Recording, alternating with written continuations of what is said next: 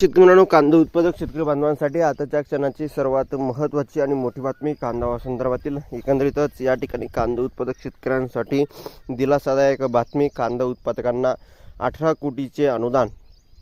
संपूर्ण बातमी, संपूर्ण घडामोड आपण या व्हिडिओच्या माध्यमातून जाणून घेण्याचा प्रयत्न करणार आहोत. तर महाराष्ट्रातील तमाम कांदा उत्पादक शेतकरी बांधवांनी एक विनंती, व्हिडिओ शेवटून अतिशय महत्त्वाचा व्हिडिओ जर आवडला तर नक्कीच लाईक करा. सांगा तर चॅनलवरती नसाल तर माझ्या शेतकरी यूट्यूब चॅनलला सबस्क्राईब करून दर्शनाला लेखन म्हणजे घंटा नका, जेणेकरून म्हणजे नोटिफिकेशन तुमच्यापर्यंत पोहोचत आहे. चला तर मित्रांनो, व्हिडिओला सुरुवात करूया. अत्यंत महत्त्वाची आणि मोठी बातमी ती आहे कांदा उत्पादक शेतकऱ्यांसाठी दिलासादायक बातमी. कांदा उत्पादकांना 18 कोटीचे अनुदान. बघू शकता, गेल्या 2 वर्षे नाशिकसह राज्यातील विविध कांदा उत्पादक जिल्ह्यात कांद्याचा प्रश्न अत्यंत गंभीर बनला आहे.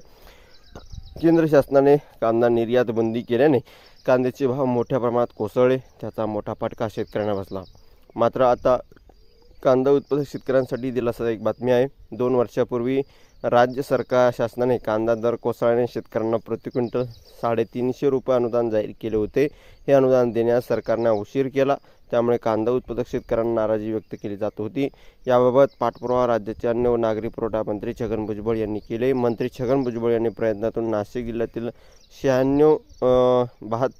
9,672 कांदा उत्पादक शेतकऱ्यांना अनुदान मंजूर झाले आहे. जिल्ह्यातील 9,672 शेतकऱ्यांना 18.58 कोटी रुपयाचे अनुदान वितरित करण्यात आले आहे. आणि एकंदरीतच राज्य शासनाच्या जाहीर केलेल्या अनुदानाच्या निकषात 7/12 उतारा बंधनकारक होता. उतारावेळी नोंदी नसल्याने काही शेतकरी अडचणीत आले होते. त्यामुळे येवला लासलगाव मतदारसंघातील 1668 शेतकऱ्यांसह जिल्ह्यातील सुमारे 9,500 शेतकरी अनुदानापासून वंचित राहिले. याबाबत मंत्री भुजबळ यांनी अपात्र ठरलेल्या कांदा उत्पादक शेतकऱ्यांबाबत त्रिसदस्यीय समिती सादर केली. केलेला अहवाल स्वीकारण्यात आला. अशा प्रकारची ही महत्त्वाची अपडेट आहे. धन्यवाद. लाईक शेअर सबस्क्राईब आणि कमेंट करा. व्हिडिओ आवडतो पर्यंत थांबतोय. जय महाराष्ट्र, जय श्री. धन्यवाद.